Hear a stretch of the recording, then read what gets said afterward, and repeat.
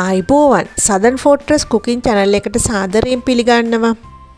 අද මම ඔයගොල්ලන්ට වීඩියෝ එකකින් අරගෙන ආවේ සිංහල අලුත් අවුරුද්දට ඔයගොල්ලන්ගේ රස කැවිලි සඳහා අවශ්‍ය පොල් ටොෆි රෙසිපි එකක් අරගෙන.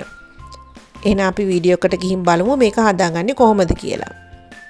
මෙතන තියෙනවා පොල් ටොෆි ටික හදාගන්න අපට අවශ්‍ය ද්‍රව්‍ය සීනි, පොල්, බටර් ටිකක්, ඒ වගේම මිල්ක් පවුඩර් ටිකක්. ඉස්සෙල්ලාම අපි කරන්න ඕන පොල් ටොෆි ටික හදාගෙන ඉවර වුණාම අපිට දාගන්න ට්‍රේ එකක් අවශ්‍යයි. ඒක අපි බටර් ටිකක් ගාලා ලේස්ති කරගන්න ඕන.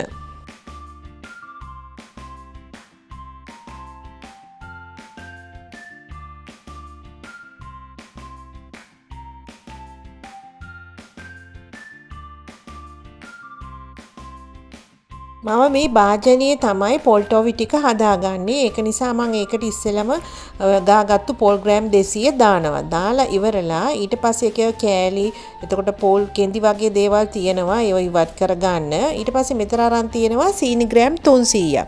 සීනි ග්‍රෑම් 300ක් දාලා මේක හොඳට කලවම් කරගන්නවා. මේකට වතුර මොකුත් දාන්න යන්න එපා. අපි මේක ලිපේ තිබ්බයින් පස්සේ මේකේ වතුර ගතිය උනනවා. ඒකෙන් තමයි අපි මේ පොල් ටොෆි එක හදාගන්නේ. දැන් අපි පොල් මිශ්‍රණය මේ ලිපේ මෙන්න මේ මට්ටමේ ගින්දර ප්‍රමාණයෙන් තමයි අපි ලිප තියාගන්නේ. ඊට පස්සේ අපි මේක නිතරම හැදිගගා ඉන්න ඕන. ටිකක් වෙලා යනකොට මේකේ සීනි දිය වෙලා වතුර ගතිය උනන්න ගන්නවා. ඒක නිසා අපි කල්පනාවෙන් මේක හොඳට හැදිගගා ඉන්න ඕන. මේක අඩියනම් අල්ලන්නේ නැහැ නන් ස්ටික් භාජනයක් නිසා.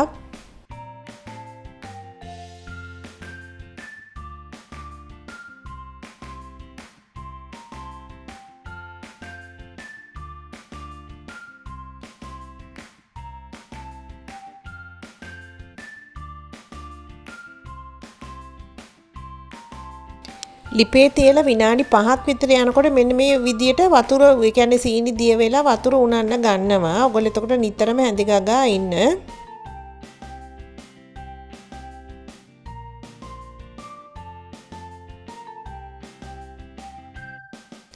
දැන් මම මේ වෙලාවේ එකතු කරගන්නවා වැනිලා තේ හැඳි එකක්. ඒකත් දාලා අපි පොඩ්ඩක් මේක කලවම් කරගන්න.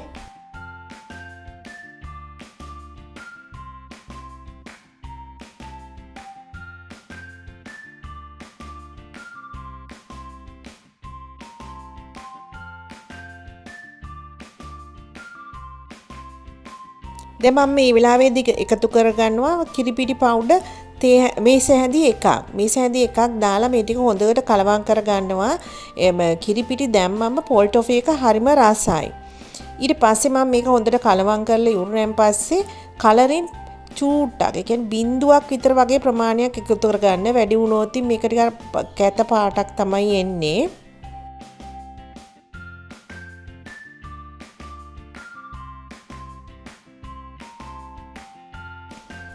ඒකම මට ඔයගොල්ලන්ට කියන්න කාරණයක් අමතක වුණා. පොල් ගන්නකොට ඔයගොල්ලෝ වියලි පොල් ගන්න එපා. ගොඩාක් වේලිච්ච පොල් ගන්න එපා. එතකොට අර මේක පොල් ටොෆිය කනකොට අන්තිමේදී නිකන් කුඩු ගතියක් තමයි අපේ කටේ ඉතිරි වෙන්නේ. ඒක නිසා හැමතිස්සෙම ලා පොල්, ඒ කියන්නේ කලර් ටිම නෙවෙයි, ඊට මැද හරිය වගේ තියෙන පොල් අරගන්න.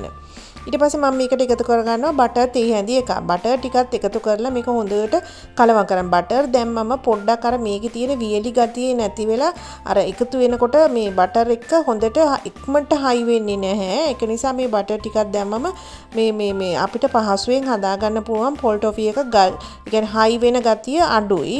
ඒ කියන්නේ එකපාරට නැත්නම් වේලෙනකොට මේක සාමාන්‍යයෙන් හයි වෙනවා.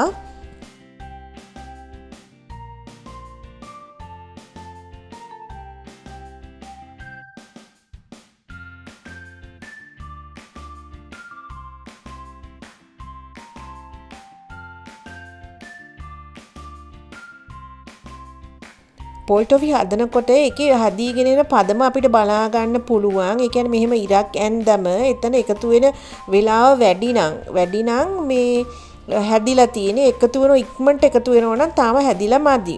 ඒ වගේම තමයි ටිකක් වෙලා හැදි ගන්නකොට අපිට මෙහෙම සීනි ගතිය මතුවේගෙන එනවා. සීනි ගතිය මතුවේගෙන එනකොටත් මේක මේ හැදිගගා ඉන්න ඕන. මොකද අවසානයේදී මේක එක ගුලියක් වෙන ආකාරයට වෙනකම්ම තමයි අපි මේක හැදි ගන්න ඕන.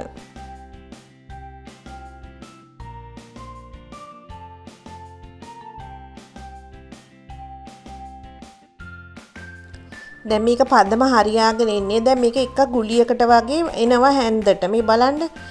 එතකොට අපි ලිප ඕෆ් කරලා මේක ලිපෙන් බාගෙන ට්‍රේ එකට දා ගන්න ඕන. ට්‍රේ එකට දාලා මේක තුනී කර ගන්න ඕන. කෙසෙල් කොලයකින් හරි පැචුල එකකින් හරි මේක තුනී කර ගන්න ඕන. ඒ වගේම ඔයගොල්ලන්ට හදිසියෙන් පදම වැරදුනොත් නැවත සැරයක් මේක ලිපේ තියලා මේ වතුර චුට්ටක් ඕනනම් දාලා ලිපේ තියලා මේ ආයිත් අර වගේ හොඳට ගුලි ගතියක් එනකොට බාන්න පුළුවන්.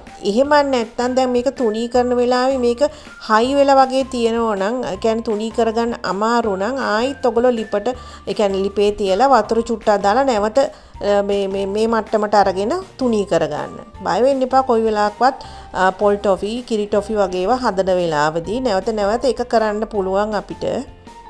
දැන් ඊට පස්සේ මම මේක පොඩ්ඩක් මේ වේලෙන්න ඇරලා මේ විදියට පොඩි ඉරි ටිකක් ඇඳ ගන්නවා මේ කියන්නේ පොල් ටොෆි කපන ප්‍රමාණයට. මෙහෙම ඉරි ටිකක් ඇඳලා ඉවරුණයින් පස්සේ මේක විනාඩි 20ක් විතර වගේ තියෙන්න ඕන වේලෙන්න. ඊට පස්සේ තමයි අපි කෑලි වලට වෙන් කරගන්නේ.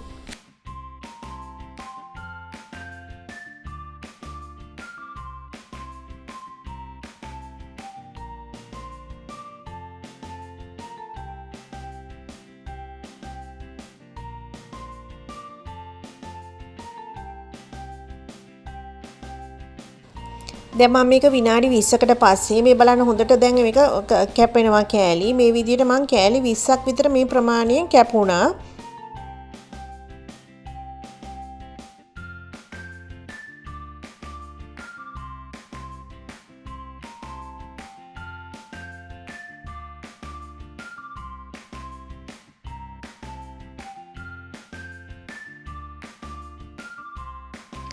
හැමතිස්සෙම ඔයගොල්ලෝ පොල් ටොෆි, කිරි ටොෆි වගේ කපනකොට මේ වගේ පොඩි ප්‍රමාණයෙන් කපන්න. මොකද මේකේ සීනි ගතිය වැඩි නිසා කනකොට ඇඟට යන සීනි ප්‍රමාණය වැඩි. එතකොට චූටි කෑල්ලක් කෑවොත් එච්චර ලොකු ප්‍රමාණයක් අපිට සීනි ඇඟට යන්නේ නැහැ.